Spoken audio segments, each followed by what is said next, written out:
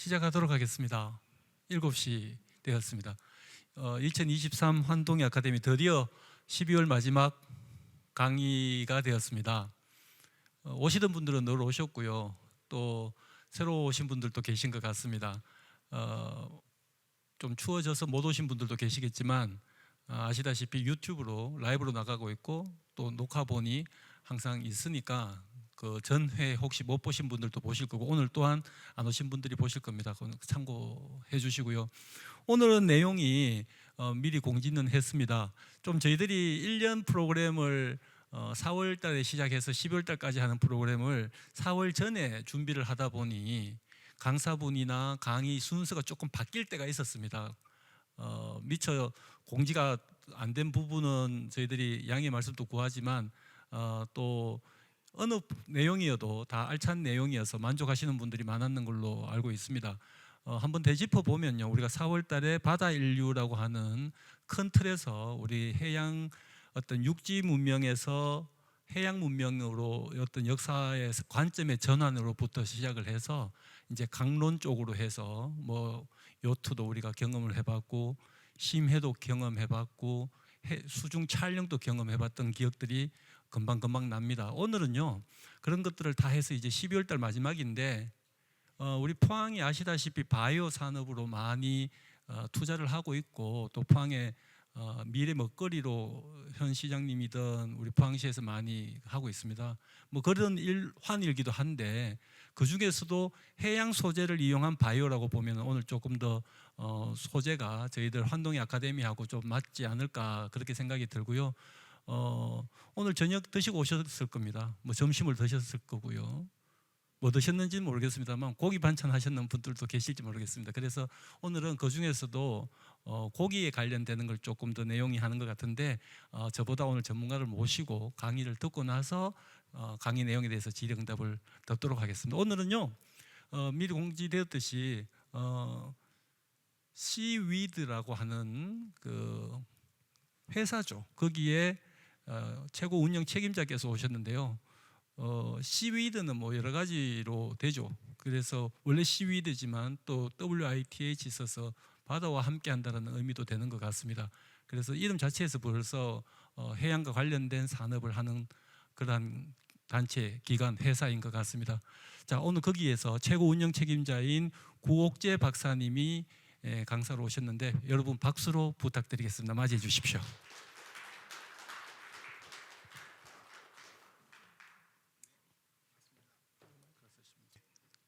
일단 초대해 주셔서 너무 위원장님 비롯하여 너무 감사드리고요. 저 소개받은 구옥재라고 합니다. 일단 저희 회사는 시위드라는 회사고요.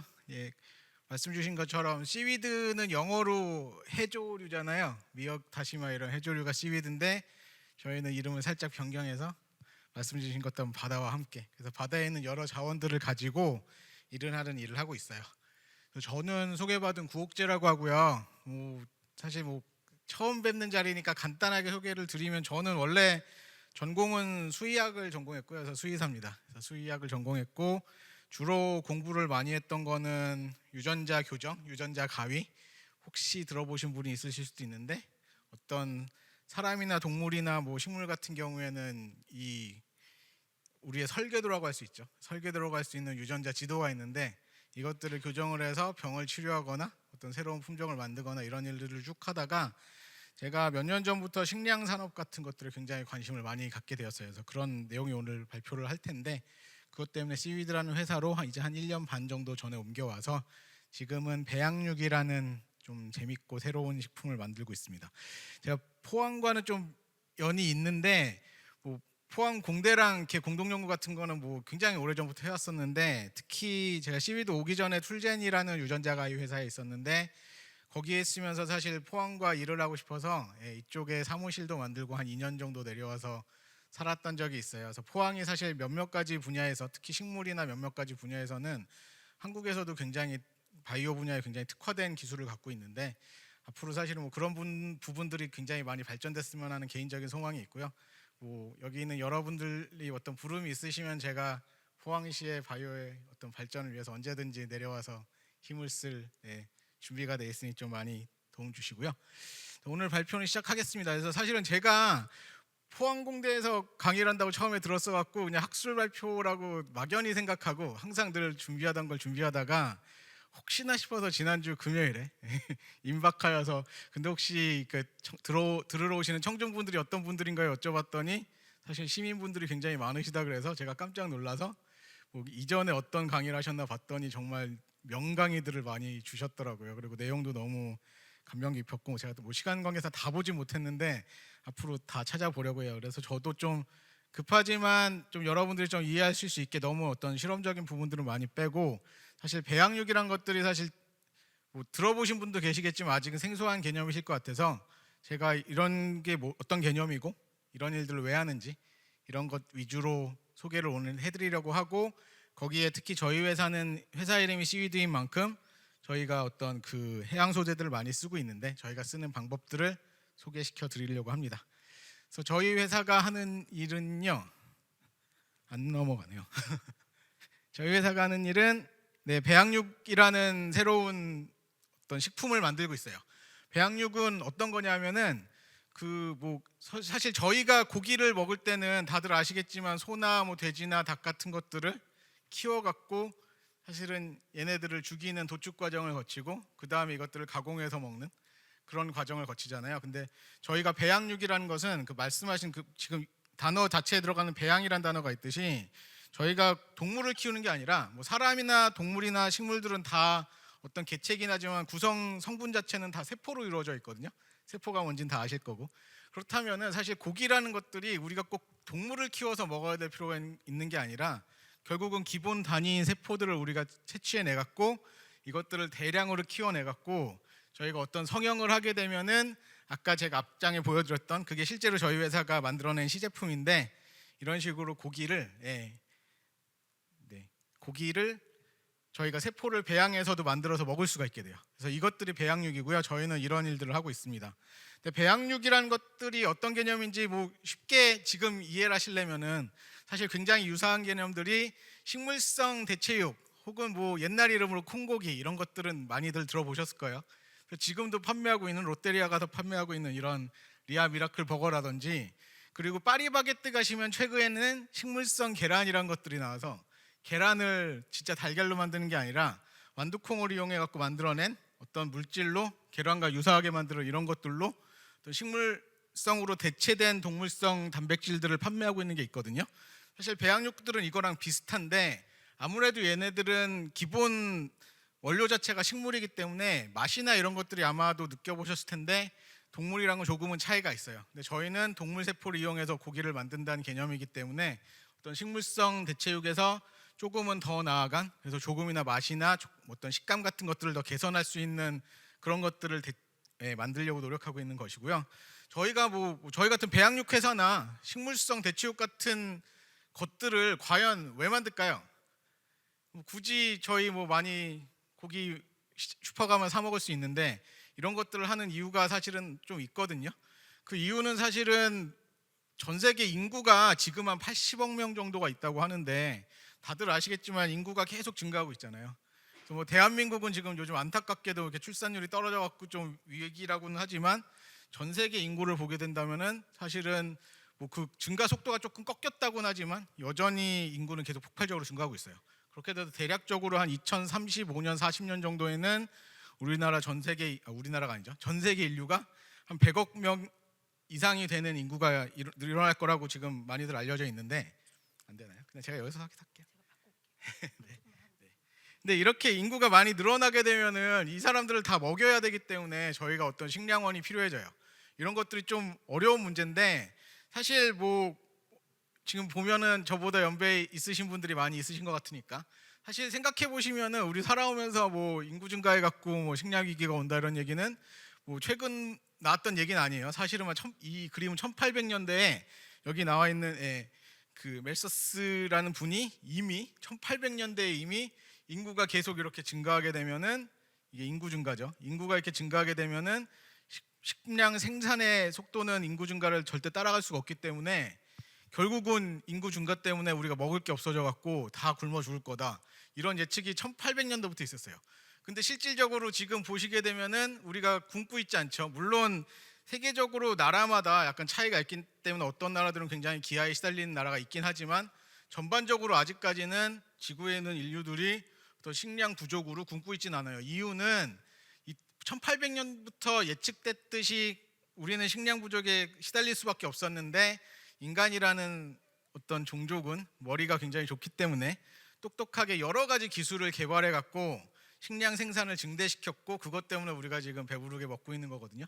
그리고 가장 중요했던 거는 당연히 농업에 있어서 비료 같은 것들이 만들어지면서 농업 생산량을 굉장히 폭발적으로 증가시켰고 그것 때문에 배불리 먹였지만 그것만큼 중요했던 것 중 하나가 사실 이게 2023년인 지금 시점에서 보면 굉장히 말도 안 되는 소리인데 잘 생각해 보시면 80년대 90년대에는 우리가 식량 생산을 하기 위해서 농경지 개간이란 것들을 하면서 어떤 숲이나 이런 것들을 밀어갖고 농경지로 만들어서 식량 생산을 해서 경제 발전을 시켰다는 것들이 이상하지 않은 시대가 있었어요. 근데 90년대 지나가고 2000년대 넘어가면서 이런 식으로 농경지 개간을 그냥 무작정 하다 보면은 또 숲이 파괴되고 그게 결과적으로 이산화탄소 문제를 발생시키고 문제가 환경 파괴 문제가 이어진다는 것들을 인류가 깨닫고 그 다음부터는 아시다시피 그런 무분별한 어떤 토지 개간 같은 것들이 법적으로 규제가 많이 되기 시작했어요. 그래서 이것들이 그냥 제가 하는 말이 아니라 실제로 보시게 되면은 뭐 지금 이게 실제로 전 세계 농경지 면적 현황을 보여주는 건데 보시게 되면은 한 2000년대까지는 우리가 계속 농경지를 개간해 갖고 농경지 사이즈가 계속 늘어났습니다. 이것들은 사실은 안타깝지만 아마존에 있는 어떤 맹그로브 숲이나 이런 것들을 밀면서 많이 일어났어요. 근데 2000년대가 넘어가면서부터는 전 세계적으로 이런 것들의 규제가 일어나면서 사실은 농경지가 더 이상은 늘어나지 않는 것들을 보실 수 있는데 이렇게 되다 보니까 농경지가 더 늘어나지 않게 되니까 당연히 식량 생산이 정체될 수밖에 없고 우리가 사실 식량을 생산하면 사람이 많이 먹는다고 생각하지만 사실은 사람이 생산한 대부분의 농업산물은 사람이 먹는 게 아니라 동물 사료로 쓰이거든요. 옥수수나 콩을 엄청나게 많이 만드는데 거의 90%를 소나 돼지의 사료로 쓰여요. 사료를 많이 생산해야 되는 것들이 땅을 더 이상 못 늘리니까 생산량이 정체되면은 어떻게 되겠어요? 가격이 올라가겠죠. 그럼 사료 가격이 올라가면은 당연히 고기 가격이 올라가요. 그래서 실제로 아까 땅이 더 이상 늘지 않는 한 2000년 정도를 기점으로 해서 이게 실제로 소고기 값, 전 세계 소고기 값인데 2000년대 정도를 기준으로 해갖고 점점 가격이 상승하게 됩니다. 그래서 실질적으로 어떤 환경 문제가 이렇게 고기 가격 상승을 일으킨다는 것들을 알 수가 있고요. 뭐 이것뿐만 아니라 그 이후로부터 최근 들어서 좀 많은 분들이 들어보셨을 텐데 사실 찬반 양론이 있긴 하지만 최근에 많은 통계를 보게 되면은 최근에 우리가 굉장히 관심을 갖고 있는 이산화탄소 배출, 특히 환동의 아카데미 하시면서 앞에 강의를 보면은 사실 저보다 훨씬 똑똑하신 분들이 어떤 탄소 배출 문제나 블루카본 이슈 같은 것들을 굉장히 잘 설명해 주셨던데 실제로 탄소 배출을 최근 들어서 우리가 되게 신경을 쓰게 됐는데 심지어 자동차 같은 우리가 흔히 생각할 때 가장 매연을 많이 뿌는 것 같은 그런 것들보다도 어떤 측면에서는 어떤 축산이 여기 보면 자동차가 15%인데 축산이 조금 더 많죠.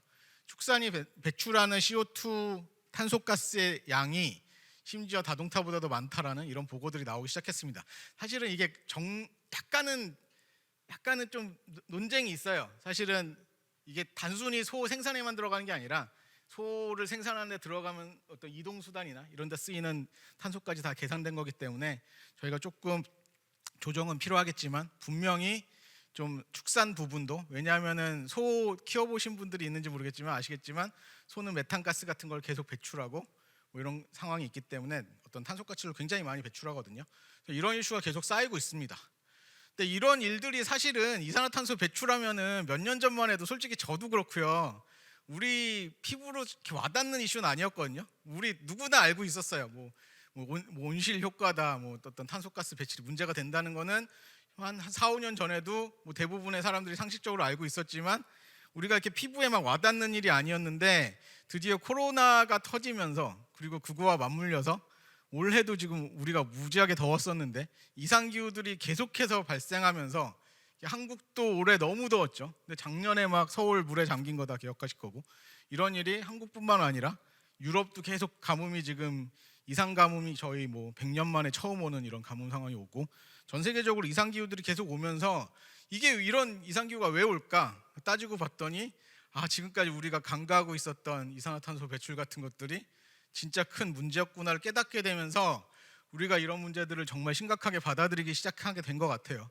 그러다 보니까 그동안에는 이산화탄소 배출의 규제가 이야기는 많이 있었지만 정말 현실의 피부에 와닿게 규제되는 것들이 많이 없었는데 다들 아시겠지만 지금 좀 전기차가 사용하기 불편하다고 판매량이 급감한다는 얘기가 나오긴 하지만 유럽 같은 나라에서는 2035년 정도를 기점으로 해갖고 더 이상은 뭐 휘발유로 가는 디젤로 가는 그런 자동차들은 더 이상 생산하고 판매할 수 없고 친환경 자동차인 전기차만 판매할 수 있다. 이런 직접적인 규제들이 실질적으로 거의 한 10년 앞에 다가오기 시작한 것들을 다들 아실 텐데요. 그렇다면 자동차보다 축산이 더 심각하진 않더라도 비슷한 정도로 이산화탄소 문제가 있다면은 당연히 그쪽도 규제가 올 거라는 것들은 좀 이렇게 예상할 수가 있잖아요. 그리고 그것들이 뭐 이것도 사실 유럽의 일인데 유럽이 가장 규제를 빨리 좀 강하게 하는 국가이기 때문에 유럽부터 사실 축산에 대한 규제도 이미 시작이 되었고요. 그래서 여기는 아일랜드의 사례인데 실제로 이미 아일랜드에서는 전체 이산화탄소 배출량, 국가의 배출량을 규제하기 위해서 또 농장의 확장이나 이런 것들을 더 이상 못하게 한다는 발표들을 직접적으로 했고요. 이산화탄소뿐만 아니라 최근 들어서는 동물의 윤리 같은 것들이 많이 부각이 되면서 동물을 도축하고 이런 일들도 점점 규제가 심해져요. 그래서 이거 같은 경우에는 병아리 감별사 다들 들어보셨죠? 병아리 감별을 왜 하죠? 병아리 감별이 우리가 치킨으로 먹는 고기를 먹는 닭들은 사실 암수가 구분이 필요 없지만 우리가 알을 먹는 달걀을 만드는 그 달걀 생산용 양계들은 사실은 암컷만 알을 낳으니까 필요하지 수컷이 필요 없잖아요. 그렇기 때문에 태어나자마자 수컷을 골라내서 잔인하지만 바로 갈아서 죽이거든요. 이런 것들이 굉장히 비윤리적이다라는 것들이 직접적인 규제가 이것도 유럽부터 지금 독일이랑 프랑스가 사실은 올해부터 규제를 시작한다고 했는데 너무 반발이 심하니까 한 몇 년 정도 유예를 뒀다고 해요. 이런 어떤 동물 윤리 부분도 직접적인 규제가 시작될 거라는 그런 예측을 당연히 할 수 있게 됐습니다. 이렇게 보게 되면은 종합해 보면 우리의 어떤 문제가 있냐면은 우리는 이제 인구가 계속 늘어난다고 그랬죠. 100억 명이 나오니까 100억 명을 더 먹이기 위해서는 지금부터 20억 명을 더 먹이기 위해서는 얼마만큼의 식량이 필요한가? 이걸 계산해 봤더니 이건 제가 계산한 게 아니라 실제로 세계자원연구소에서 계산한 결과인데 100억 명을 시대를 살아가기 위해서는 지금보다도 거의 50% 가까이 더 많은 식량을 생산해야만 지금 수준의 소비 수준으로 어떤 사람들을 먹일 수가 있는데 이것들을 예전처럼 단순히 땅을 개간해서 더 생산만 하면 되는 게 아니라 더 이상은 마음대로 땅을 널릴 수가 없으니까 더 이상 토지를 희생하지 않고 이만큼의 생산을 더 해야 됩니다. 그러면서도 우리는 이제 온실가스 문제 때문에 기후 이슈가 계속 발생하니까 이 부분까지 해결해야 되는 여러 가지를 복합적으로 우리가 해결해야 되는 곤란한 상황에 빠졌어요. 이것들을 해결하기 위해서 결과적으로 저희 회사는 소고기를 만든다고 그랬죠. 실질적으로 저희가 계산을 해봤더니 한 20년 후에 지금만큼 소고기를 먹으려면은 거의 1,000억 마리 정도의 소가 더 필요한데 지금 수준으로 소를 더 많이 늘리는 게 현실적으로 굉장히 어려운 상황이에요.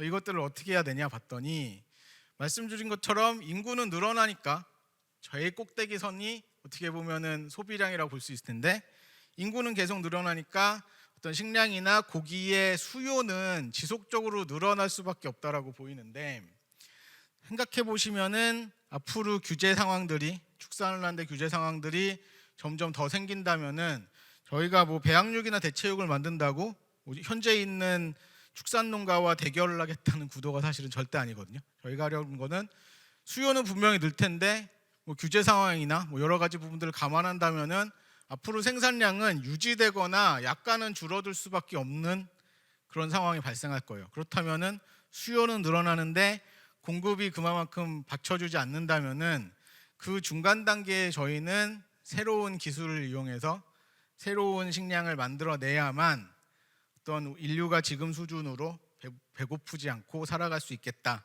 이런 생각을 하고 그 부분들을 저희가 기술로 개발하고자 하는 것들이 배양육이나 대체육 같은 그런 기술이라고 할 수 있을 것 같아요. 그래서 이런 저희가 만들어내는 것은 결국은 축산물을 대체하는 거기 때문에 뭐 배양육, 대체육을 얘기했지만 크게 이야기하는 이 범주를 대체 단백질이라고 합니다. 그래서 특히 약간은 이게 서양 기준이긴 한데 서양 사람들은 단백질이란 것들을 대부분 고기에서 얻었기 때문에 어떤 육류 단백질을 그냥 단백질이라고 했거든요. 근데 이것들을 식물성이나 다른 새로운 방식으로 얻어낸 방식으로 대체하려는 것들을 대체 단백질이라고 부르고, 여기에 카테고리는 기술이 개발되면서 계속 새로운 아이디어가 나오겠지만 현재 나와 있는 아이디어는 한 4가지 정도로 압축을 할 수 있는데, 첫 번째가 계속 나왔던 식물성 대체육, 그리고 저희가 하고 있는 배양육, 그리고 정밀 발효라고 뒤에 설명이 나올 텐데 미생물로 하는 경우가 있고요. 어떤 식물성 어떤 물질들로 동물 단백질을 만드는 분자농업이라는 분야가 또 최근에 뜨고 있어요. 첫 번째로는 정밀 발효라는 분야인데, 이거는 미생물을 이용해서, 미생물이라면은 뭐 세균도 있겠지만 세균은 조금 먹긴 좀 그렇고 우리가 유산균 같은 것들이 있지만요. 유산균이나 아니면은 맥주나 막걸리 같은 거를 만드는 효모 같은 애들을 이용해 갖고 동물성 단백질들을 많이 생산해 갖고 저희가 식품으로 활용할 수 있거든요. 그래서 우리가 원래는 가장 대표적인 예가 우유를 소젖에서 짜는 방법이 있었다면은 소젖에 들어있는 여러 가지 동물성 단백질들을 분석해 갖고 이거를 미생물을 이용해서 발효 과정에서 생산될 수 있게 만드는 거예요. 그렇게 되면 저희가 굳이 어떤 이산화탄소를 발생시키는 소를 키우지 않고도 똑같은 우유 제품을 만들 수 있는데, 이렇게 하는 회사가, 가장 유명한 회사가 미국의 샌프란시스코에 있는 퍼펙트데이라는 회사고요. 이 회사는 사실 우리나라의 대표적인 기업의 SK가 굉장히 많은 투자를 해서 성장시키고 있는 기업입니다. 그래서 항상 아마도 한 2달 뒤에 나올 텐데 항상 연초에 보면 미국의 CES라고 굉장히 큰 소비자 어떤 박람회가 있는데, 거기에 항상 SK가 어떤 푸드 트럭을 만들어서 이런 미래 식품들을 소개하고 있는데, 퍼펙트데이가 투자를 SK가 해줘서 그런지 미국 회사임에도 불구하고 여기 빙수라고 써 있죠. 팥빙수를 대체 우유로 만들어서 대체하는 일을 보여주고 있었고요. 뭐 퍼펙트데이는 뭐 실제로 만드는 대체 우유로 이런 아이스크림이나 아니면 단백질 파우더 이런 것들을 많이 만들어 갖고 지금 굉장히 이미 장사를 크게 잘하고 있는 회사입니다. 두 번째는 아까 소개했던 식물성 단백질이라고 그랬죠. 식물성 단백질은 근데 생각해 보시면은 우리 뭐 옛날에 얘기했던 콩고기 같은 것들이 사실은 같은 개념이거든요. 근데 뭐 콩고기는 사실 뭐 한 60년대 70년대부터 만들어졌었죠. 그때 뭐 콩 갈고 남은 어떤 뭐 그런 부산물을 이용해서 고기 형태로 만들어서 먹고 했었는데, 생각해 보시면 그렇게 맛이 많이 없는 것도 아닌데 딱히 맛있었다는 느낌은 없으실 거예요. 그렇다면은 현재 나오는 대체육 기술들은 예전에 콩고기랑 어떤 차이점이 있냐면요. 첫 번째는 좀 예전 것들은 맛이 좀 덜했다면은 최근에는 가장 대표적인 미국의 대체육 회사가 이 임파서블 버거라는 회사인데, 보시면 진짜 고깃살처럼 대체육임에도 불구하고 그 빨간 색깔이 나죠. 이것들이 옛날 콩고기는 그냥 콩 그대로로 어떻게 고기 모양만 만들었다면은 최근에는 고기 맛을 내는, 고기가 빨갛잖아요. 그럼 빨간 물질들을 만들어서 섞어서 고기와 굉장히 흡사한 맛을 내게 만드는 이런 방식을 하기도 하고요.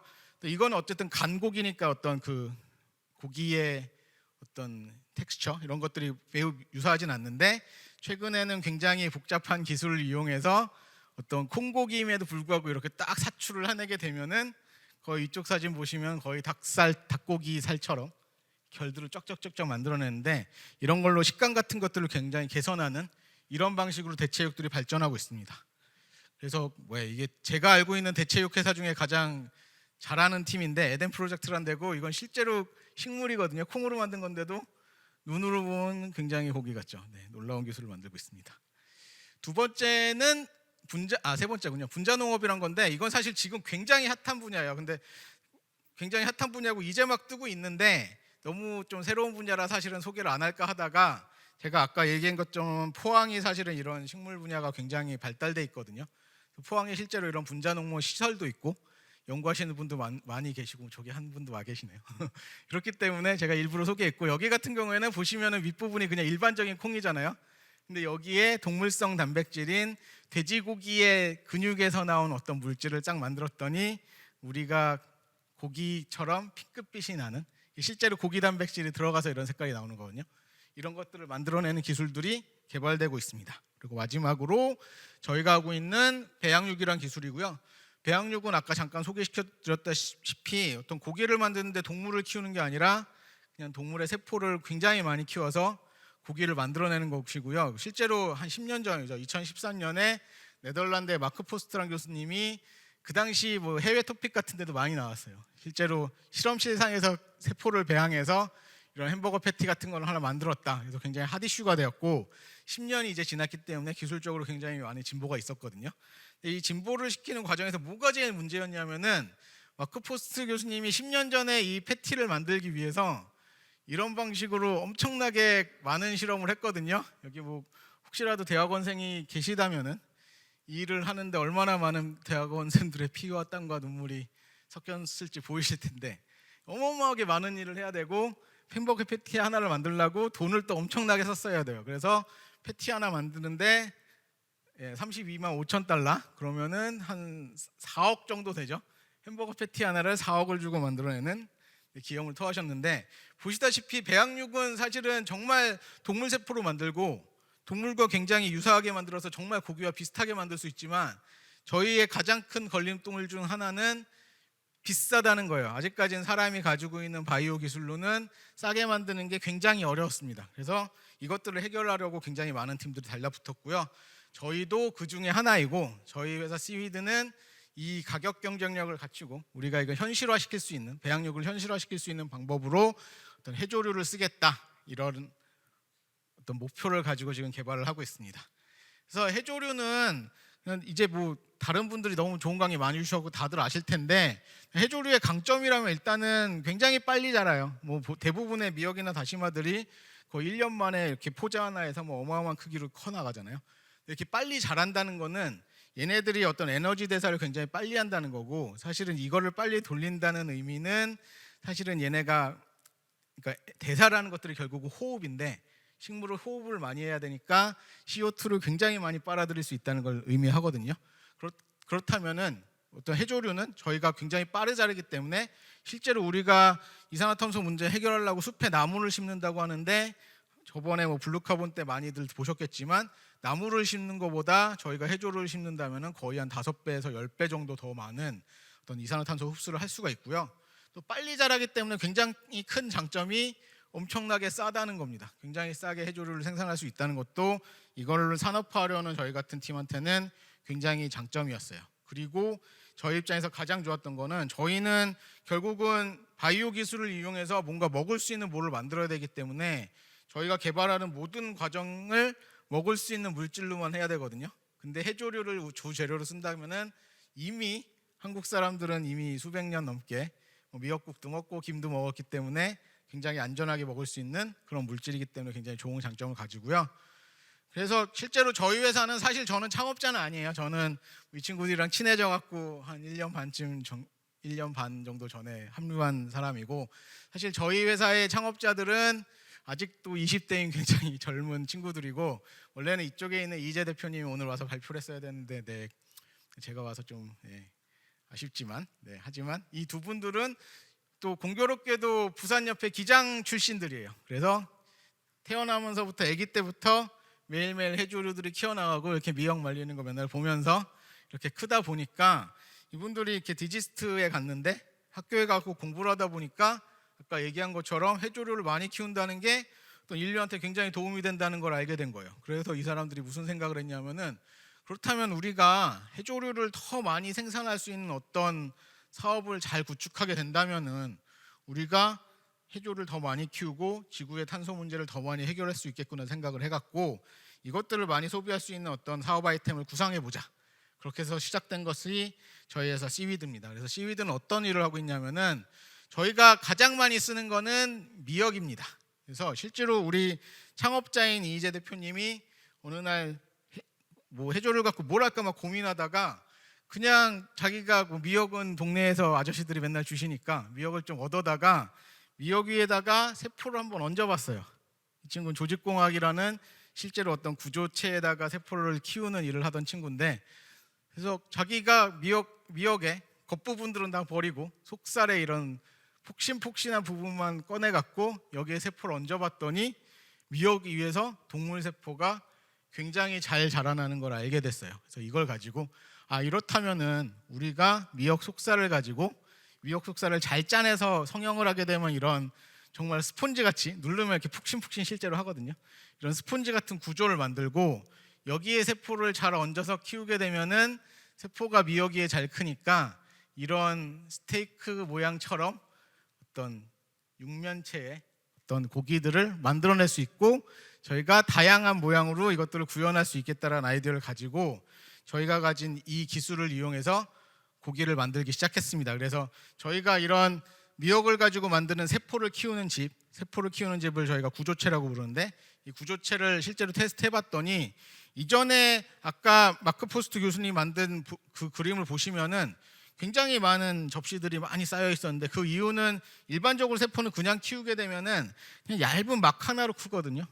이것들을 정말 우리가 씹을 수 있는 고기처럼 두껍게 만드는 게 기술인데 저희가 미역을 쓰게 되면은 앞에 그림처럼 두꺼운 모양을 만들 수 있고 여기에 세포를 얹어 키울 수 있기 때문에 뭐 기존의 다른 기술을 쓰게 된다면은 요 좀 짙은 색으로 나 있는 저 정도 굵기의 어떤 햄버거 패티밖에 못 만들었다면은 저희는 훨씬 두꺼운 패티들을 만들어낼 수 있는 그리고 고기를 스테이크처럼도 만들 수 있는 그런 기술들을 개발해 갖고 사용하고 있고요.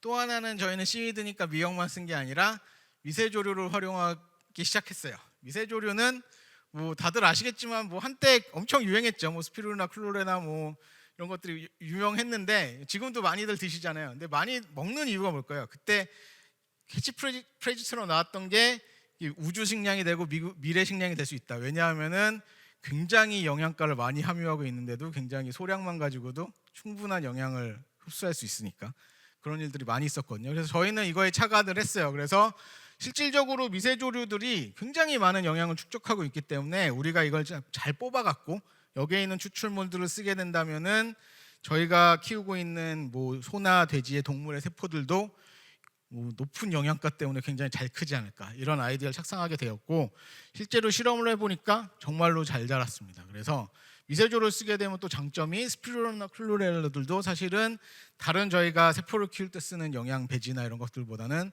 거의 뭐 수백 배 싼 가격으로 만들 수 있거든요. 뭐 미세조를 키워보신 분들은 알겠지만 뭐 요만큼만 뭐 있어도 뭐 하루아침에 요만큼 불어나요. 굉장히 잘 자라기 때문에 이것도 굉장히 우리가 저렴하게 얻을 수 있고 또 빠르게 자란다는 건 아까 미역의 경우와 마찬가지로 빠르게 자란다는 건 결국 이산화탄소를 많이 흡수한다는 거기 때문에 저희가 이걸 잘 이용하게만 된다면은 우린 또 값싸게 또 굉장히 또 이산화탄소까지 줄이면서도 고기를 만들 수 있는 이런 가능성을 만들 수 있다고 봤어요. 그래서 실제로 저희는 미세조류 추출물을 가지고 세포를 키우는 이런 배양 배지를 만들어냈고요. 이거의 가장 큰 장점은 미세조류를 굉장히 값싸게 배양할 수 있기 때문에 일반적인 배양 배지 가격보다 경쟁사가 쓰는 일반 배지보다 거의 200배 정도 싸게 배양 배지를 만들 수 있습니다. 근데 세포를 키울 때 어차피 세포가 크려면 밥을 먹어야 되는 건데 그 밥이 배양 배지거든요. 그러니까 결국 밥값을 우리가 줄인다면은 전체적인 배양육 고기의 가격도 저희가 압도적으로 줄일 수 있기 때문에 실질적으로 이것들을 현실화할 수 있는데 굉장히 좋은 기술이라고 저희가 생각하고 있고요.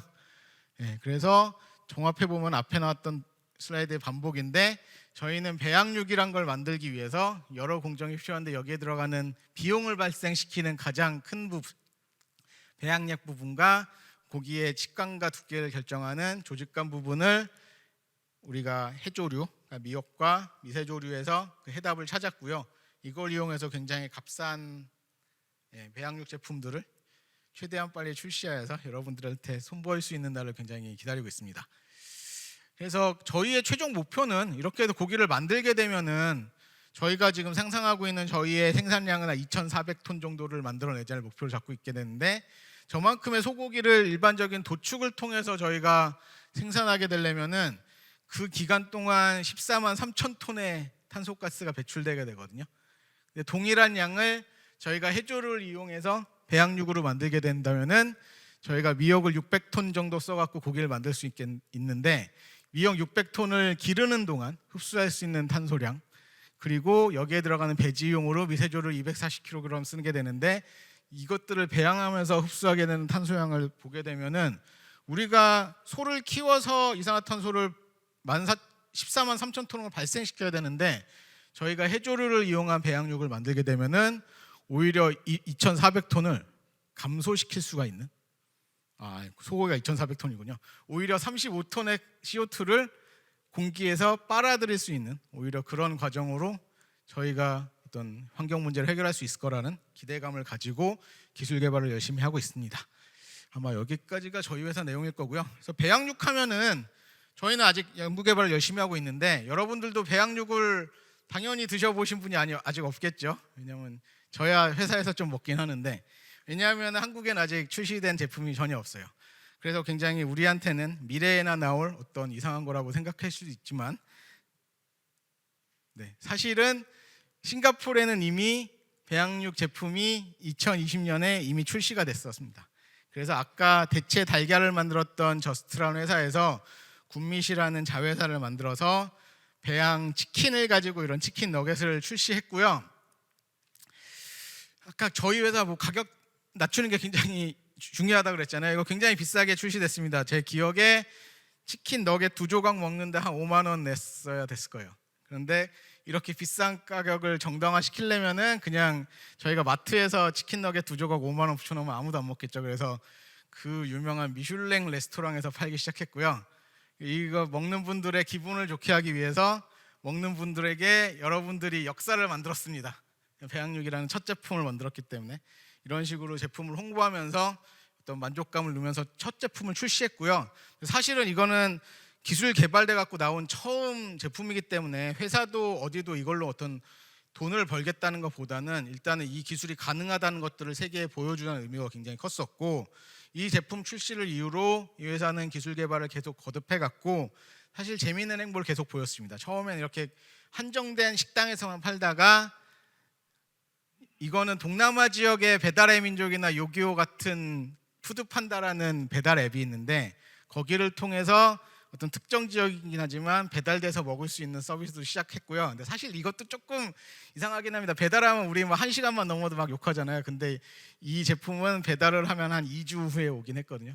어쨌든 간에 배달도 시작을 했고, 최근 들어서는 드디어 이것도 하나의 싱가포르에 있는 정육점이긴 하지만 정육점에 가서 실제로 배양육 제품을 골라서 구매할 수 있는 단계로 단계를 밟으면서 이렇게 사업을 확장하고 있고요.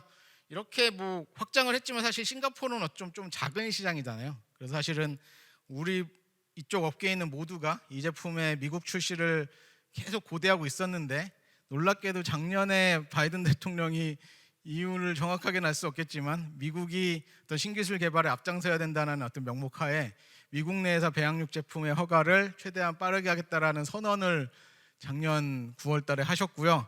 그래서 실제로 올해 6월에 이런 엄청난 시설을 갖춘 그 업사이드 푸드라는 회사가 실제로 올해 6월에 미국에서 배양육 제품을 실제 출시를 했습니다.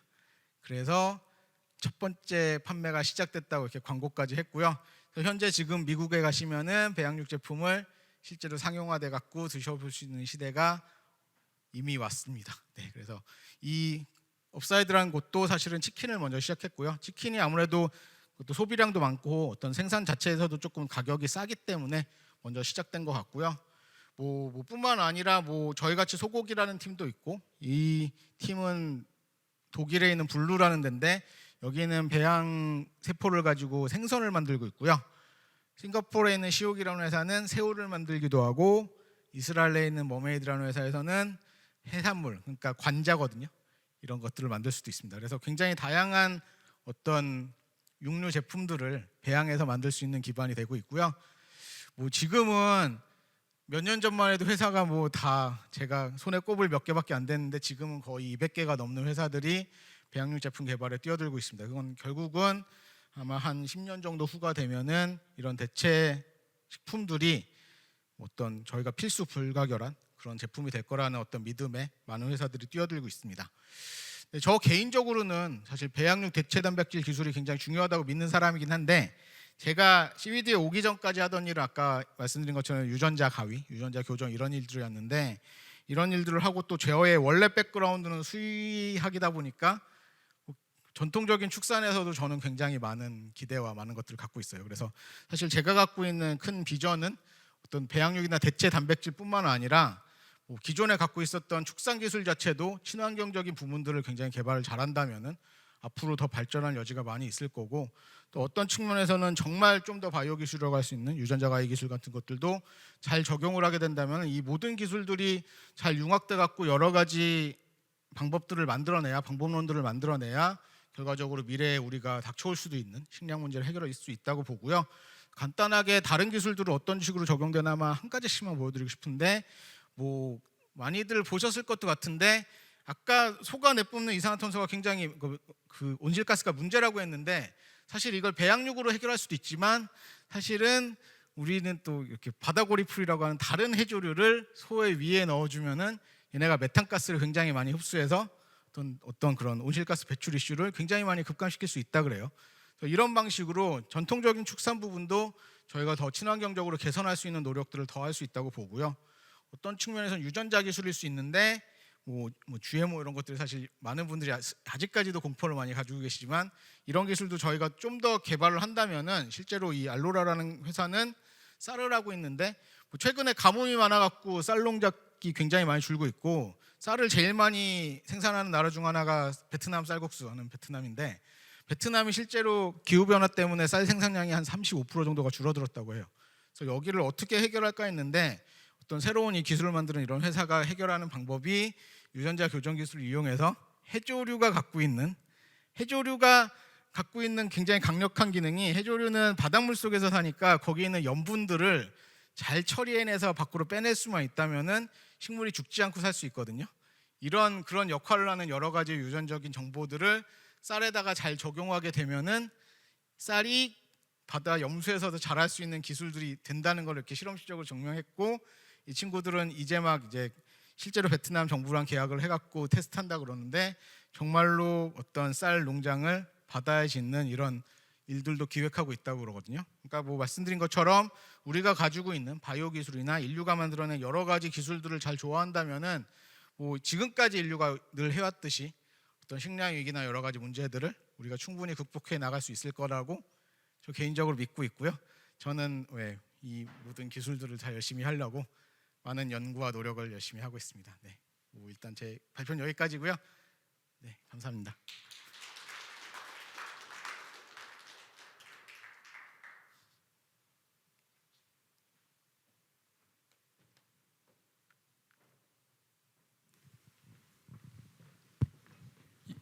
예, 강의 잘 들었습니다.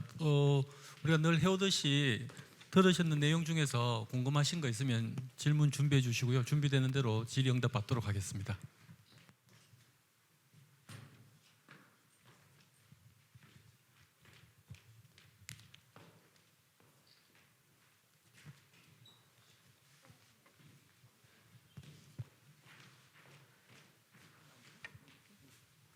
혹시 궁금한 내용이 있으신 분 계십니까?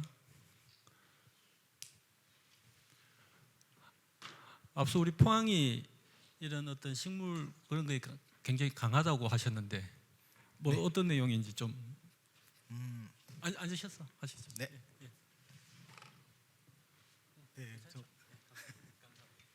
네, 제가 몇 년 전에 포항에 한 2년 내려와 있다고 말씀드렸었는데, 지금 그 당시에 포항시랑 경북도로부터 되게 많이 들었던 질문 중에 하나가, 포스텍도 굉장히 좋은 학교인 포스텍도 있고, 사실 저기 위에 한동대도 사실 과학적으로 굉장히 뛰어난 학교인데, 이런 좋은 학교들이 있어서 포항 지역에 좋은 스타트업이나 벤처기업들이 창업이 돼서 시작이 되는데, 몇 년 지나고 좀 성장기가 가게 되면 이런 기업들이 굉장히 서울로 많이 옮겨가 버리는 경우가 많아요. 그래서 이것들이 포항의 힘으로 키워놨더니 다 서울에 가버리는 그런 좀 안타까운 일들이 있었는데, 저는 어쨌든 간에 몇 년 전에 이쪽에 있을 때 반대 성향이었거든요. 결국은 저는 서울에 툴젠이라는 회사는 서울에 있었고 완전 서울 회사였는데, 포항의 어떤 기회를 보고 오히려 역으로 포항으로 내려왔던 케이스였고, 그런 것 때문에 그런 이유가 어떤 것인가 때문에 좀 많은 어떤 자리에 패널로 초빙돼서 이야기를 많이 했었는데, 제가 가진 좀 가장 중요한 부분들은 어떤 이 지역이 갖고 있는 어떤 특색적인 기술들을 잘 펼칠 수 있는 어떤 기반들을 만들어 놓게 된다면은 결국은 이 일을 하려면은 포항밖에 할 수 없다. 저는 이런 것들이 되게 중요하다고 보거든요. 그래서 제가 그 당시 뽑았던 것들이 몇 가지가 있긴 했어요. 그래서 제가 왔던 가장 큰 이유는 아까 분자 농업이라고 잠깐 소개시켜 드렸는데, 이거는 식물체에 특정한 유전자를 많이 발현시켜서 저희가 뭐 값비싼 약이 될 수도 있고, 아니면 아까 나왔던 것처럼 어떤 동물성 단백질을 식물을 위해서 많이 만들 수도 있는데, 이런 기술은 제가 생각하기에는 우리나라에서 포항이 굉장히 큰 강점을 가지고 있습니다. 그래서 실제로 흥해에 어떤 그린 백신 센터라는 센터가 만들어져 있기도 하고요. 많은 기술적인 강점을 갖고 있고, 또 하나는 결국은 환동해 사업이 굉장히 비슷한 거라고 보는데, 환동해도 저희가 어업적으로 굉장히 중요한 자원들이 되게 많은데, 제가 볼 때 가장, 저는 외지 사람이니까 외지 사람 입장에서 포항이나 환동해 지역에 있는 어업 제품 중에 딱 떠오르는 건 갑각류. 그러니까 쉽게 말하면은 뭐 포항이나 울진, 영덕엔 대게가 있고, 그리고 또 울릉도까지 포함한다면은 거기 독도새우나 이런 꽃새우, 닭새우 이런 것들이 있는데, 이런 굉장히 고급 어종의 갑각류들이 굉장히 많이 포진되어 있는데, 사실 이런 것들에 대한 연구가 굉장히 많이 안 돼 있고요. 또 중요한 것들이 갑각류들이 지금 전 세계적으로 본다면 어떤 질병에 굉장히 위협이 많이 되고 있는데, 이런 것들을 보호하고 이런 것들을 산업화시키고 만들어낼 수 있는 부분도 사실은 저는 포항과 경북 지역이 할 굉장히 중요한 일이라고 보거든요. 그래서 그런 것들을 특화해서 강화해 나간다면은 좋지 않을까라는 생각을 많이 했습니다. 사실 이제 뭐 포스코가 있다 보니까 공업 도시의 이미지가 강한 거는 뭐 저희들이 수십 년 듣고 온 이야기고요. 바이오 산업을 우리 포항의 미래, 그러니까 7강 이후의 포항의 먹거리라고 제가 아까 모두에도 말씀을 드렸었지만, 실제로 또 접하지 않으면 우리가 포항이 정말 그런 어떤 바이오를 할 수 있는 그런 환경이 잘 되어 있다라는 것은 와닿지는 않았었거든요. 근데 오늘 강사님 말씀 듣고 보면 이미 그러한 여건이 타도시에 비해서 굉장히 잘 돼 있다라는 말씀이신 거죠. 그러니까 뭐 특히 포항은, 사실 제가 포항에 아직까지도 굉장히 많은 관심을 가진 거는 2025년에 그린바이오 벤처 캠퍼스라는 사업 때문에, 결국 그것도 흥해 쪽이긴 한데 그쪽에 농림부가 지원하는 벤처 캠퍼스가 크게 들어와요. 여기가 그린바이오라고 하면 우리나라에서 보통 농업이나 어떤 농업과 연관된 여러 가지 산업들을 그린바이오라고 통칭하고 있는데, 저희가 일반적으로 바이오하게 되면 떠오르는 것들이 사실 대부분은 의료 제품이나 약이나 아니면 의료기기, 이런 것들을 많이 생각하시는데, 그래서 사실 뭐 포항에 뭐 대학병원 유치하고 이런 굉장히 많은 노력도 하신 걸로 제가 잘 알고 있어요. 근데 저는 어쨌든 서울에서 이런 일을 했기 때문에 가지고 있는 생각 중 하나가, 사실 그런 의료 제품을 저희가 레드바이오라고 많이 부르는데, 레드바이오는 사실은 결국은 인프라가 서울이 너무 좋기 때문에 그걸로 정면 경쟁을 하게 되는, 이쪽에도 당연히 어떤 더 이렇게 지원해주는 정책들은 당연히 필요하지만, 너무 거기에만 집중되신다면 사실은 조금 경쟁력을 상실할 수도 있지만, 그린바이오는 결국은 농업이나 이런 연관 산업, 그리고 더 확장한다면 우리가 생각하는 이런 해양 산업이나 이런 것들을 아우르기 때문에 사실은 지역의 특색을 잘 갖춘다면 훨씬 더 발전 가능성이 있거든요. 그래서 뭐 포항은 아니지만 경북도까지 다 확장을 한다면은, 경북도에 또 한국에 유일하게 있는 시설 중 하나가, 뭐 저희는 유전자 교정을 했기 때문에 어떤 LMO라고 불리는 그런 시설들이 필요한데, 전국에 유일하게 소나 돼지 같은 가축을 LMO 사육을 하고 연구할 수 있는 기관이 유일하게 경북 영주에 있습니다. 그래서 이런 어떤 포항에 있는 어떤 그린 바이오 시설, 그리고 어떤 경북에 있는 영주 같은 이런 시설들을 잘 활용하시면은, 사실 저는 이 지역이 굉장히 서울보다도 훨씬 더 강한 경쟁력을 가질 수 있는 그런 기술이 될 거라고 보고 있어요. 그런 이제 바이오 산업에 대한 어떤 기반 시설이나 그런 환경이 잘 돼 있다라는 말씀이신 거고요. 특히 이제 오늘 저희들 그 환동의 아카데미만큼 또 포항인 만큼 어떤 이제 해조류를 사용한 그런 것들이 좀 더 와닿고 주제에 맞는 것 같은데요. 그러니까 미역을 그 스캐폴드로 이용한다는 거죠. 예, 맞습니다. 그렇죠. 그리고 저기 이제 배양액을 그 뭐 클로렐라나 이런 걸로서 나오는 걸로 하는 거고요. 그리고요. 그럼 이제 세포는 고기에서 끄집어 오나요? 네네, 한우 세포를 쓰고 있고요. 예. 그러면 그거는 만들어지고 나면 배양육은 그건 동물성 단백질인 거죠. 네, 결과물은 사실은 한우 스테이크 같은 한우 고기를 목표로 하고 있고요. 근데 재밌는 건, 저희는 이것들을 미역, 속살 위에 키우기 때문에 고기지만 식물 성분이 일부 섞인 융합 제품이라고 보고 있고, 저희가 생각할 때는 고기가 가지고 있는 영양 성분 중에 좀 부족한 식이섬유 같은 것들이 오히려 추가돼서 더 건강한 제품을 만들 수 있지 않을까라는 그런 컨셉을 가지고 있습니다. 그러니까 이게 이제 고기냐 미역이냐 이제 그 질문까지 들려고 했는데 그 결국은 고기의 성분도 있고 미역의 성분도 있고 그렇게 봐야 되나요? 네, 맞습니다. 보통 뭐 이렇게 스캐폴드를 해서 사고 그 이제 배양을 하고 나면 기존의 스캐폴드는 그냥 없어지는 그런 경우도 있지 않습니까? 이거는 그냥 그 미역의 성분은 남아 있나 보죠? 네, 뭐 분해되는 부분도 있지만 기본적으로 식이섬유 같은 부분들은 남아 있게 되고요. 저희가 아까 스폰지 모양이라고 계속 말씀을 드렸는데 스폰지 모양으로 이런 촘촘한 구조 위에 그 선을 따라서 동물 세포가 이렇게 근육 다발이 생기는 과정을 거치면서 만들고 있거든요. 그렇기 때문에 일부 스캐폴드는 흡수되겠지만 기본적인 어떤 구조물 자체는 그대로 갖고 있고요. 하지만 미역 자체를 그냥 쓰는 건 아니고 미역에 있는 어떤 미역 향이나 맛을 내는 부분들은 저희가 제거해서 미역의 구조만 남겨놓고 쓰기 때문에 어떤 제품의 맛은 고기에 훨씬 가까운 그런 쪽이 될 것 같습니다. 아직 뭐 우리나라 시판 안 됐다니까 이제 저도 그렇지만 다 안 드셔보신 분인데요. 네. 드셔보신 분으로 맛을 좀 어떻습니까? 그 굉장히 민감한 질문이라서 네, 기업 비밀이라 제가 함부로 말은 못 드리지만 일단은 네, 아니 농담이고요.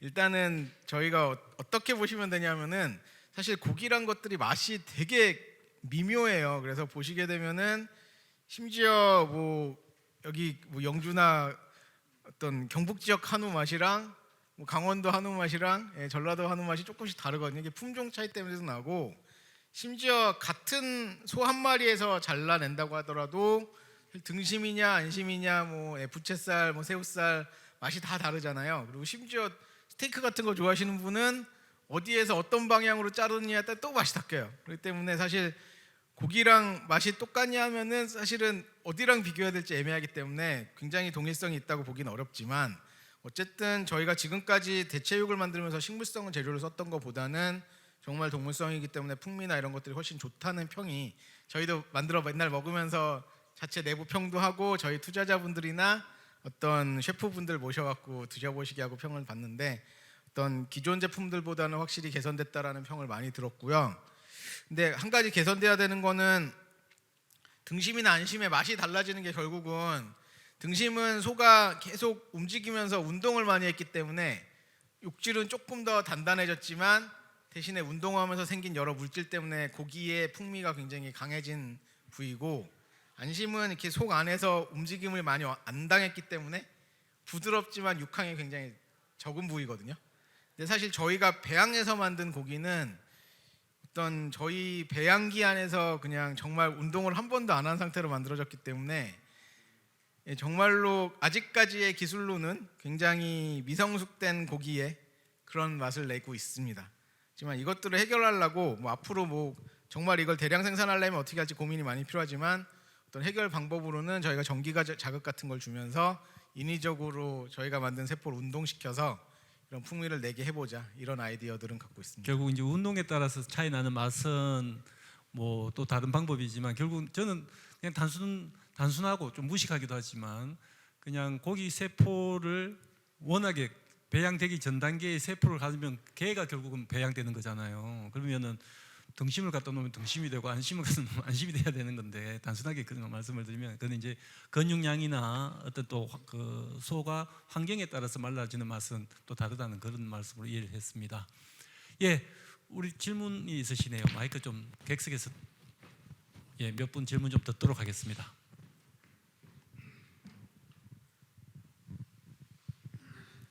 예, 아주 강의 관심 깊고 또 재미있게 잘 들었는데요. 한 가지 제가 여쭤보려고 하는 거는 우리나라 해조류의 생산량이 전라남도 쪽이 한 7, 80%를 차지하거든요. 그러면 이제 그 해양 소재를 이제 활용하는데 주로 이제 해조류를 지금 말씀하셨거든요. 사실 동해안은 그런 해조류를 양식할 수 있는 그런 지리적인 여건이 썩 좋은 곳이라고는 할 수 없는데 포항이 적지라고 생각을 하신 이유가 뭔지 궁금해서 질문드립니다. 일단 사실 포항을 저희가 적지라고 아직 판단하진 않았고요. 일단 지금은 저희가 연구 단계이기 때문에 어떤 해조류 소비량이 많지는 않아요. 그래서 지금은 말씀하신 것처럼 사실은 저 완도나 이쪽에서 대부분 미역을 얻고 있고요. 하지만 저희가 갖고 있는 좀 미래에 대한 큰 꿈은 사실은 이 전체적인 생산량 장치를 굉장히 많이 끌어올리자가 저희의 가장 큰 목표거든요. 그래야 이것들이 뭐 저희가 배양육을 팔아서 뭐 돈도 벌고 이렇게 하자라는 목표도 있지만 사실 저희 창업자분들이 처음 시작한 아직까지 20대라고 했잖아요. 굉장히 꿈이 많으신 분들인데 이분들이 갖고 있는 큰 꿈은 결국은 뭐 한국뿐만 아니라 더 뻗어 나가면은 지금 사실 서양이나 이런 나라들은 뭐 지금까지 해조류를 키울 이유가 없었기 때문에 안 키우고 있었는데 어떤 그 지역 맞춤으로 해조류를 많이 키울 수 있는 여러 가지 환경들을 만들고 여기서부터 저희가 많은 수매를 통해서 어떤 저희 쪽에 어떤 생산 모델이 있다면은 굉장히 많은 지역에서 수매를 해가면서 전체적인 해조류 사업 전체를 끌어올린다면은 뭐 저희의 뭐 회사의 발전도 있겠지만 전체적인 어떤 전 세계적인 이슈도 해결할 수 있겠다는 사실 큰 꿈을 원대한 꿈을 두 개 같이 갖고 있기 때문에 그런 걸 갖고 있고요. 사실은 뭐 저희가 지금 해조류를 소재로 시작하긴 했지만 말씀 주신 것처럼 각 지역의 특성이나 거기에 대한 어떤 해결할 수 있는 방법들을 많이 알고 있지는 않아요. 그래서 사실은 저희는 뭐 사실 제가 회사에서 제일 늙은 사람 중 하나인데 젊은 친구들이 굉장히 뛰어다니면서 그런 각지에 있는 어떤 여러 가지 상황이나 이런 것들을 고려해갖고 저희가 그 지역에서 생산된 원물로 그 지역에서 생산할 수 있는 여러 가지 사실 뭐 보시면 알겠지만 사실 뭐 우리가 전통적인 축산도 어떤 한 공장에서 다 만들어지는 것들이 아니라 결과적으로 여러 군데 퍼져 있잖아요. 그래서 저희가 지역에 연계되는 생산 시설을 더 확충하고 많은 좀 산업 개발을 하겠다 이런 꿈을 갖고 있기 때문에 사실 답이 잘 된 건 아니지만 저희도 노력을 하면서 지역에 맞춰서 열심히 해볼 생각을 갖고 있다 정도로 답을 드릴 수 있을 것 같습니다. 예, 감사합니다. 회사에 몇 분이나 계십니까? 최근에 그래도 좀 뽑아서요. 이제 한 25명 정도 있고요. 25명? 네네. 그러면 굉장히 젊으신 분들로 그죠? 네, 대부분이 20대고요. 30대 몇 명 있습니다. 저만 40대네요. 그 저희들이 환동의 아카데미를 짤 때 12월 달로 짰는 건 물론 이제 강연자의 어떤 그런 사정을 제일 많이 배려는 했습니다만 젊은 창업 그리고 저희들이 그냥 과학적이든 그런 어떤 아카데믹한 외에 실제로 산업으로 활용하고 있는 20대 창업이어서 저희들이 모시기로 됐던 거거든요. 그래서 굉장히 우리 포스텍이든 포항 시민들 또 포항 청년들한테도 굉장히 어떤 고무적인 내용이 될 것 같습니다. 또 다른 질문하실 분 계시면 듣도록 하겠습니다. 앞서 아까 강의 중에 와 계신다고 아까 하셨어요, 그죠? 우리 누구신지 한번 소개를 한번 듣고 싶은데 누구신가요? 한번 안내 좀 해주시죠. 예. 민망하지 않을까? 네, 우리 아까 얘기한 식물 연구 실제로 하고 있는 학생이시고요. 왜냐하면 저희들이 사실 앞서 제가 말씀드렸듯이 우리가 포항에서 이러한 것들이 하는지를 오늘 강의 듣기 전에는 잘 모르지 않습니까? 또 강의를 듣고 계신 분들은 또 우리 한번 소개를 해주시는 게 좋을 것 같습니다. 어떤 내용을 하신지 좀 본인 소개와 하시는 일 좀 말씀해 주시면 좋겠습니다. 뭐 전문가라고 하기는 참 민망한 상황인데 저는 이제 포스텍에서 식물 연구하고 있는 대학원생 박사과정이고 오늘 디펜스 마쳐서 이제 곧 박사 후보생입니다. 네, 반갑습니다. 네.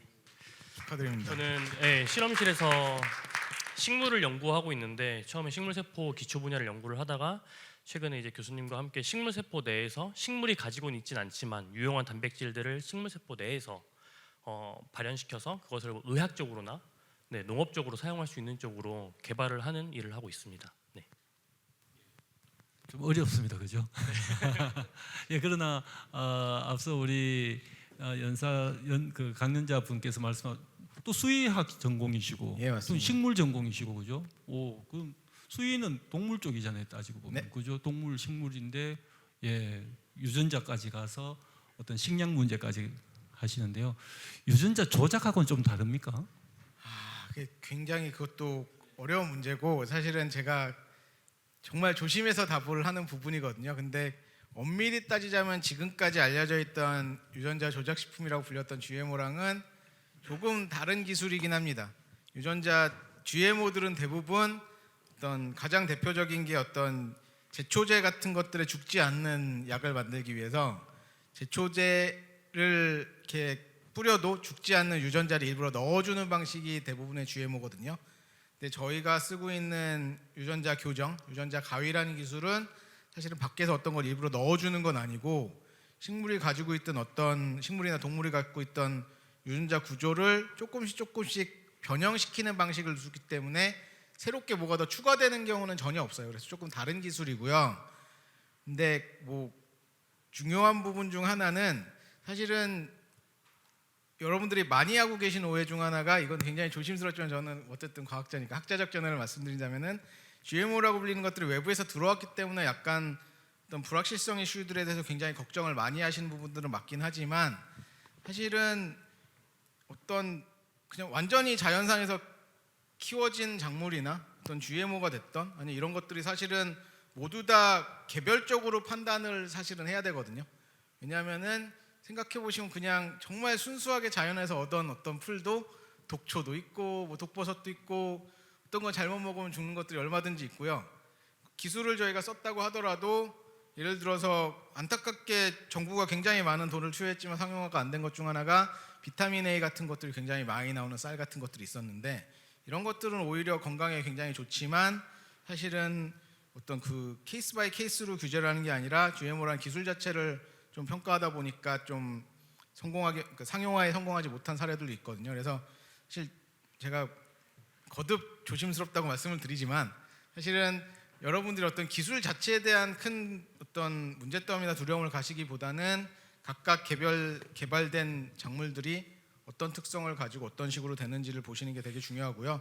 거기에 더해서 뭐 어쨌든 저도 피해가자면은 유전자 교정 방식은 어쨌든 밖에서 뭘 넣어준 게 아니고 내부에서 바뀌는 건데, 이것들은 사실 설명을 조금만 드리자면은 우리가 정상적으로 그렇게 사람이 아기를 낳고 뭐 식물들이 번식하는 과정에서 사실은 계속 유전자 정보가 계속 바뀝니다. 그래서 대표적으로 엄마랑 아빠랑 아기를 낳게 되면은 이 아기는 엄마 유전자 반, 아빠 유전자 반을 가졌다라고 다들 상식적으로 알고 계시잖아요. 근데 사실은 과학적으로 보자면 그렇지 않고요. 아기가 태어나는 과정에서 돌연변이들이 뭐 적게는 100개, 많게는 수천 개까지도 발생하거든요. 이렇게 돌연변이들이 생기기 때문에 사실은 인류가 지금까지 진화할 수 있었고요.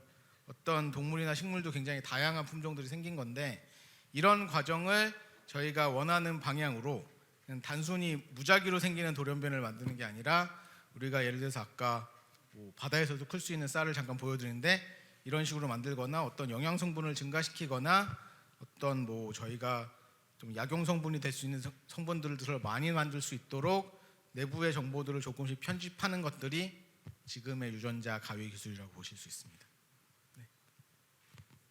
질문이신가요? 예. 예. 연구를 하고 계신 것 같아요. 조금 전에 말씀하신 거에 조금 연결 지어서 보면, 우리가 사찬 음식이라고 하는 게 콩으로 고기 대육을 하잖아요. 근데 그건 우리가 안심하면 먹습니다. 근데 지금 말씀하신 건 바이오 디자인이잖아요. 어떻게 보면 GMO하고 다르다고 주장은 하시지만, 그것에 대한 서트 내지는 레귤레이션 같은 것에 대한 것들은 어떻게 지금 국제적으로 진행이 되고 있는지. 굉장히 좋은 질문이시고요. 아닙니다. 근데 이것들은 뭐 저도 뭐 CE도 오기 전까지 계속 해왔던 거기 때문에, 일단 규제 부분들은 사실 전 세계적으로 GMO는 아시다시피 전 세계적으로 굉장히 많은 국가들이 여전히 굉장히 많은 규제를 하고 있고요. 그거는 어떻게 보면은 지금까지 식물에 없었던 유전자를 넣었기 때문에 이것들의 불확실성에 대해서 사실 정확하게 판별하기 어려워서 지금까지도 하는 것들이 많이 있고요. 근데 유전자 교정 방식은 말씀하신 것처럼 그 uncertainty가 있다라고 보는 견해가 있다면 사실은 이거를 아니다라고 하는 건 굉장히 어렵기 때문에 제가 뭐 그걸 지금 얘기하기는 어렵고, 하지만 저희가 얘기할 수 있는 거는 일반적으로 저희가 번식 과정에서도 나올 수 있는 것과 동일한 작품을 만들어내는 거기 때문에 사실은 전 세계적으로 거의 대부분의 국가들이 자연적으로도 얻을 수 있는 것과 동일하다면, 그렇다면은 규제를 하지 않는 방향으로 가고 있습니다. 뭐 우리나라랑 사실은 뉴질랜드 정도가 아직까지 규제를 GMO랑 동일하게 하고 있고요. 사실 유럽이 작년 정도까지는 굉장히 규제를 많이 하는 측면이었었는데 그쪽이 올해 전향적으로 되게 많이 바뀌었는데, 사실 그쪽 개별 국가에서 하는 이야기는 사실 작년에 유럽이 큰 가뭄 때문에 수만 명이 죽는 상황 때문에, 그리고 그쪽에는 결국은 중동이나 이쪽 국가들이 어떤 식량 생산이 실제로 기후 변화 때문에 많이 없어지면서 난민들이 계속 발생하고 이런 것 때문에 사실 브렉시트나 이런 것까지 갔기 때문에 자기들이 판단하기에는 말씀하신 것처럼 어떤 언설튼티나 불확실성에 대한 리스크를 분명히 가질 수도 있겠지만 사실은 지금 직면하고 있는 기후 이슈나 식량 위기에 대해서 대처할 수 있는 어떤 기술을 계속 막아가는 것도 사실은 어떻게 보면은 위기 상황으로 갈 수 있기 때문에 아직 유럽이 뭐 100% 허가를 한 건 아닌데 조금은 올해 초부터 기사들이 많이 나왔는데 전향적으로 조금 더 긍정적으로 검토하겠다는 쪽으로 풀려갔습니다. 그리고 실제로 상업화까지 이루어진 국가는 제일 빨리 가는 거는 놀랍게도 일본이고요. 일본이 사실은 굉장히 보수적인 나라인데 그쪽도 사실 고령화 사회되고 사실은 그쪽이 한국이 사실은 더 심한데 일본도 어떤 식량 안보 측면에서 굉장히 어려운 국가거든요. 그래서 이런 것들을 대비하는 측면에서 일본이 전 세계적으로 가장 빨리 가장 전향적으로 열고 있고요. 그 뒤로 따라가는 거는 사실 어떤 새로운 기술이 제일 빨리 허가가 되는 나라는 대부분 미국인데 그 다음에 미국이 가고 있는 상황인 것 같습니다. 예, 뭐 답이 된 것 같죠. 결국 그래서 산업을 과학자에게만 또 이렇게 맡겨놓을 수가 없는 것 같습니다. 그래서 당연하죠. 예, 그런 어떤 윤리, 어떤 철학의 문제도 있고 뭐 그런 것 같습니다. 항상 서울에서 오신 분들은 또 이게 KTX 시간이 급해서 곧 마무리를 해야 될 것 같은데 아무리 바빠도 한 가지 질문은 드려야 될 것 같습니다. 결국 이렇게 하는 것이 결국 우리 시민들에게 결국은 상용화가 언제쯤 될 건지의 예상과 그리고 앞서 미국이 이제 상용화를 시작한다고 제가 강의에서 들었습니다만 뭐 비용적인 측면은 어떤 정도 되는지 한번 여쭙고 싶습니다. 일단 비용부터 말씀드리면 미국에 출시된 제품이 사실 비용이 그렇게 비싸게 출시되지 않았습니다. 뭐 일반적인 고기보다는 비싼데 일반적인 고기 한 1.5배 정도 가격에 나온 걸로 알고 있고요. 근데 사실 그렇긴 하지만 이게 정말로 현실적으로 수지타산을 맞춰서 그 정도 가격을 책정한다기보다는 기업 입장에서 약간 손해를 감수하고라도 가장 먼저 제품을 출시하면서 앞으로 나아가는 게 사실 전략적으로 필요한 부분이 분명히 있기 때문에 어떤 만들어낸 가격대라고 저는 생각을 하고 있고요. 뭐 정확한 사정은 저도 그 회사가 아니기 때문에 모르겠고 지금 그렇게 예측하고 있습니다. 그렇고 뭐 출시 시기를 보자면은 시위드는 지금 저희가 가장 빨리 잡고 있는 출시 시점은 2025년이에요. 근데 안타깝게 사실 한국 출시를 생각하고 있지는 않습니다.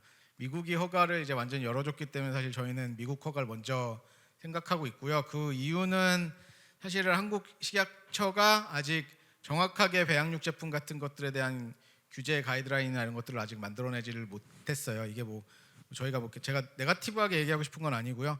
어쨌든 간에 어떻게 보면은 식약처가 국민 건강을 위해서 좀 더 세밀하게 보시고자 하는 부분들이 있기 때문에 또 조금 늦어지는 측면이 있다고 보고 있는데 하지만 저희는 스타트업이고 사실 벤처기업이나 스타트업은 저희가 저희 돈 이렇게 넣어갖고 운영을 하는 게 아니라 사실 대부분 외부에 투자를 끌어와서 일을 하기 때문에 그냥 무작정 이렇게 저희 마음대로 제품 출시나 기술 개발을 늦출 수는 없거든요. 그렇기 때문에 일단은 저희가 상용화하고 사업화할 수 있는 어떤 가능성이 더 높은 게 미국이기 때문에 미국 출시를 2025년 정도로 생각하고 있고요. 거기에서 저희가 기술적인 기반이 닦인다면 한국의 정책이 마련되고 저희가 들어올 수 있을 때 언제든지 한국 출시도 가능할 거다라고 생각하고 어차피 있습니다. 육류 소비량도 미국이 훨씬 많지 않겠습니까? 비교가 안 될 만큼. 그것도 사실입니다. 네. 예, 그러니까 뭐 미국에 사는 게 현실적으로나 또 여러 가지 맞을 것 같습니다. 그 고기 세포를 가지고 아까 우리가 사진에서 봤는 정도의 덩어리가 나오려면 얼마 정도의 그 배양 기간이라 할까? 뭐 기간은 얼마나 걸립니까? 네, 배양 기간 자체는 사실은 정말 소를 키우려면은 뭐 주변에서 키우는 거 보셨거나 직접 키워보신 분들은 보통 몇 년 키워야 출시하잖아요. 그러니까 뭐 그렇게 되지만 사실 저희 제품은 2주는 조금 모자라고 3주 정도 배양을 하게 되면은 충분히 출시할 수 있는 정도로 만들어낼 수 있습니다. 3주라고 하셨습니다. 그죠? 예. 오. 예. 3주에 한 번씩 고기 먹는 분도 계실 것 같은데 뭐 충분히 가능한 이야기가 될 것 같습니다. 그리고 뭐 저희가 뭐 끝나기 전에 한 마디만 더 드리자면은 경북 지역이 사실 배양육에 굉장히 많은 관심을 기울이고 계세요. 그래서 경북 테크노파크가 사실 배양육 규제 프리존 같은 것들을 경북 지역에 유치하려는 노력도 굉장히 많이 해주시고 계시고요. 이런 측면에서 저희 같은 배양육 기업들이 경북과 협력을 많이 하려고 하고 있고, 사실 포항도 아까 얘기한 그린바이오 벤처 캠퍼스가 그런 배양육이나 대체육 사업을 많이 유치할 거기 때문에 제 생각에는 몇 년 뒤에 한 2, 3년 뒤에는 포항 지역이 뭐 대한민국에서는 굉장히 배양육과 이런 미래 식품 산업의 메카가 될 수 있는 가능성도 얼마든지 있다, 이렇게 생각하고 있습니다. 경북이 굉장히 유교적이고 보수적이라고 생각했는데, 예, 좋습니다. 마지막 질문, 예, 두 분 질문 받고 마무리하도록 하겠습니다. 앞에 분이 먼저 손 드셨습니다. 앞에 분 질문 받고, 예. 예, 강의 잘 들었습니다.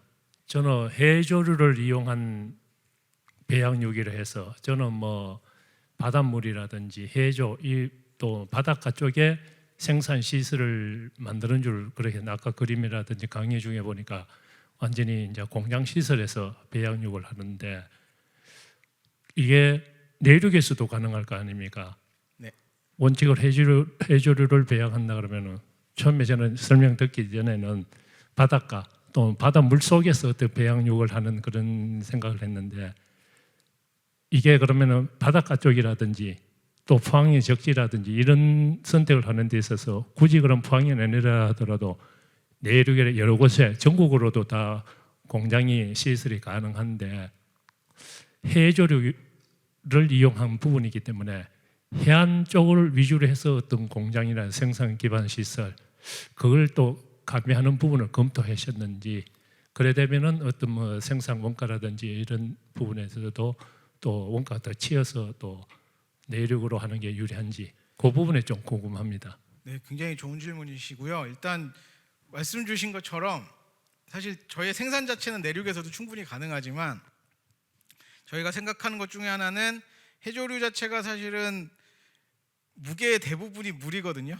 그렇기 때문에 얘네를 원물 자체를 굉장히 대량으로 수송을 계속하게 된다는 건 사실은 에너지 낭비기도 하고 이거는 저희의 컨셉과도 맞지 않고 사실은 뭐 필요 이상의 비용을 갖고 갈 거라고 생각하기 때문에 사실은 해조류가 생산되는 그 해조류 벨트라고 불리는 그 라인들을 통해서 생산 시설을 확충하다는 게 저희 사실은 큰 원대한 꿈입니다. 네.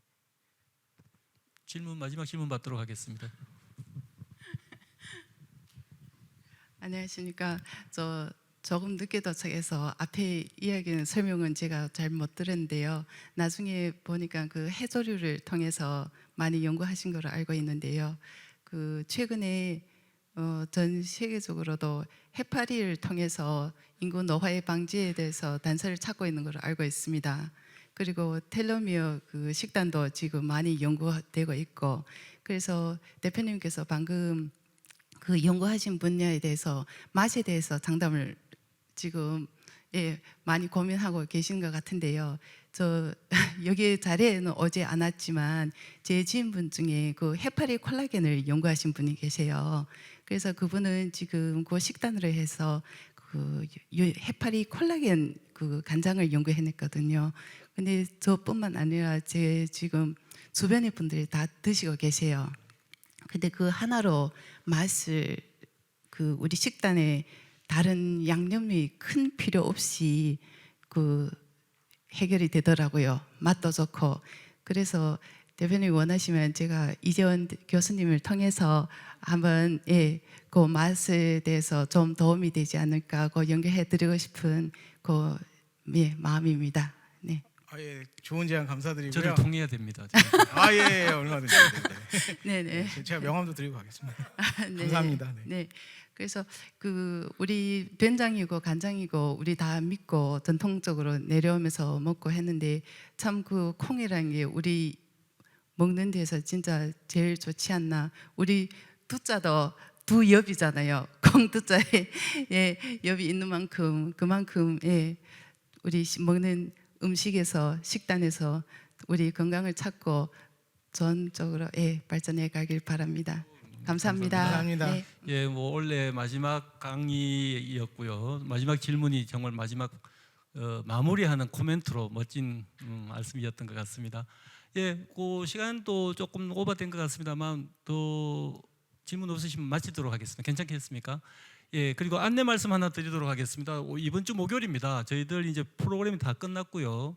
시민과 함께하는 해양 인문학이라는 제목으로 해서 포럼이 마련되어 있습니다. 해양인문학이라는 용어를 제일 먼저 아마 쓰셨을 겁니다. 그 부경대학교의 정혜조 교수님을 모셔서 기조 강연을 듣고요.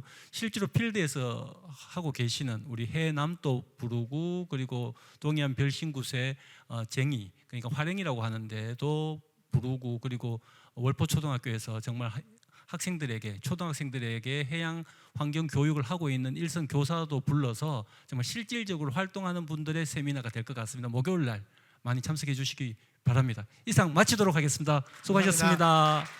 예, 수고하셨습니다. 예.